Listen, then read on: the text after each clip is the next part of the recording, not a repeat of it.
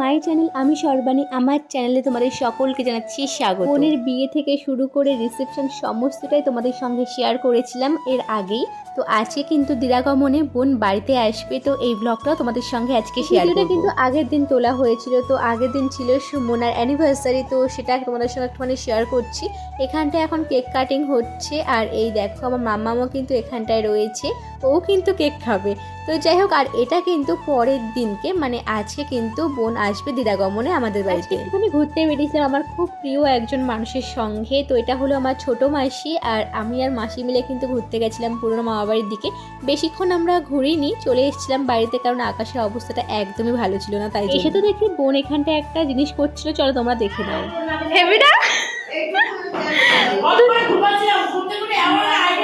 না না, আমার বুদ্ধিতে এসছে, আমি প্রিয়কে বলছি প্রিয় এটা করতে হবে, বলছে কেউ তো নেই, আমি চলো ওই বাড়িতে চলো। আগে কিন্তু একটা জিনিস করা হচ্ছিল, তোমরা দেখি তো কে বলতে পারো। তো বোনকে আর বোনের জামাইকে একটু ঠকানো হবে, তো তারই প্রস্তুতি চলছিল। মিঠির সঙ্গে এখানটায় বসে বসে একটু খেলা করছিলাম, আমার তারই মাঝে আমাদের মানে বদমাশি বুদ্ধিগুলো মাথায় এসেছিল আর কি। তো বাড়িতে কোনো প্যান্ডেল হলে, যখন প্যান্ডেলটা ভাঙা হয়ে যায় তখন কিন্তু প্যান্ডেলের মধ্যে উঠে এরকম লাফালাফি করতাম আমরা, সেটাই মাথায় একটুখানি ঘোরাঘুরি করছিল। আর তারপরে দুষ্টুমিটাও শুরু করে দিয়েছিল আমার বোন। দুষ্টু বুদ্ধি মাথায় থাকতে হয়, তাহলেই কিন্তু মানে আনন্দই করা যায়। তো যাই হোক, তারই মাঝে কিন্তু চলে আসলো বাড়িতে বোন। মাম্মা, এটা কি ঠাকুর?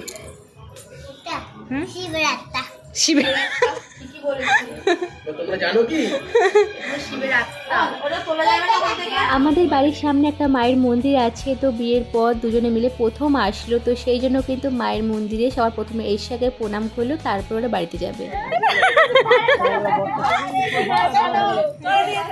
এই মেঘা টচ মার গায়ে। এই যে বর চলে গেছে, আরে কেঁদেই দিয়েছে গো বরের কষ্টে। পার্টি করব। মন্দিরে পুজো দেওয়ার পরে ওরা চলে আসলো বাড়িতে, আর আমাদের বাড়ির সামনে তো মাসিতলার মন্দির আছে।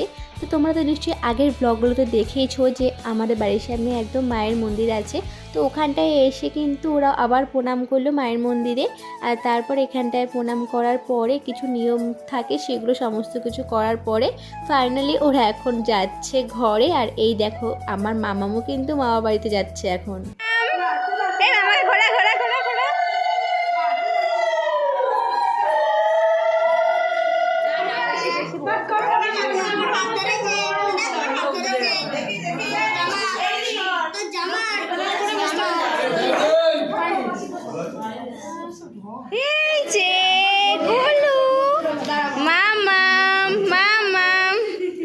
ও মন দিয়ে দেখছে।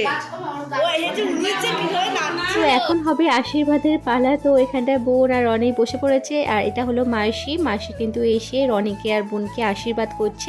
এরপরে একে একে সবাই কিন্তু বোন আর রনিকে আশীর্বাদ করবে। শুয়ে শুয়ে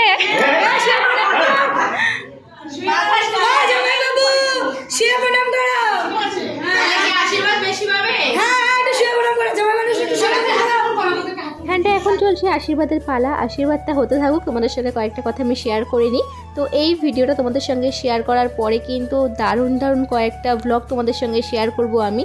তো কিসের ব্লগ, কি ব্লগ তোমাদের সঙ্গে পরে আমি সমস্তটা শেয়ার করে দেব।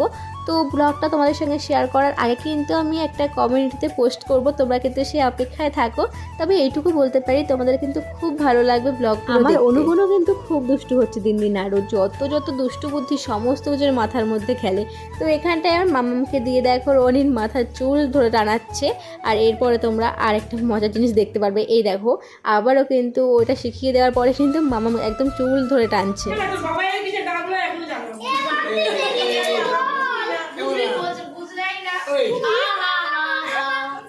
কি করেছে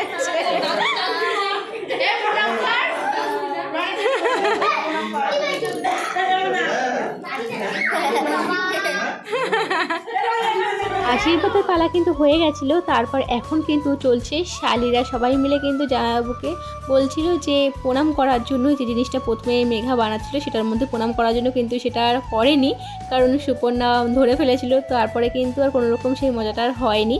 তো যাই হোক, এখন কিন্তু দিদাকে আর দাদুকে প্রণাম করলো, তারপরে ওই যে কোলাকুলি করে নিল। তারপরে এখানটা এখন কিন্তু আমাদের সায়নী মানে মিষ্টি কিন্তু এখানটা দুষ্টুমি করছিল, বলছিল বিয়ের সময় এরকম করে লজ্জা লজ্জা পাবো, তো এরকম হাতটা ঢেকে ঢেকে শুধু দেখাচ্ছিল।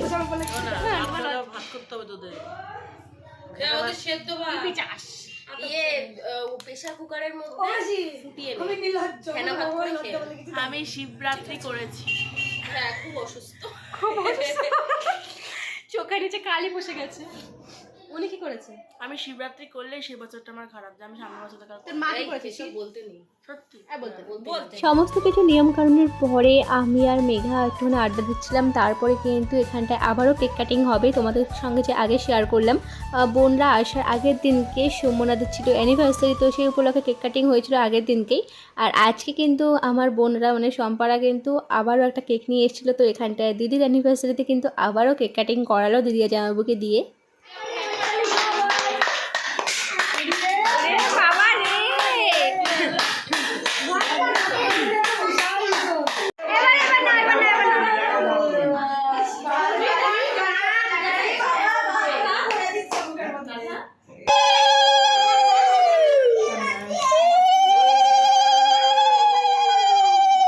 কেক কাটিংয়ের পালাটা হয়ে গেছিলো, তারপরে কিন্তু জামাইবাবু সুন্দর করে মিষ্টিকে মেকআপ করে দিচ্ছিল কেক দিয়ে।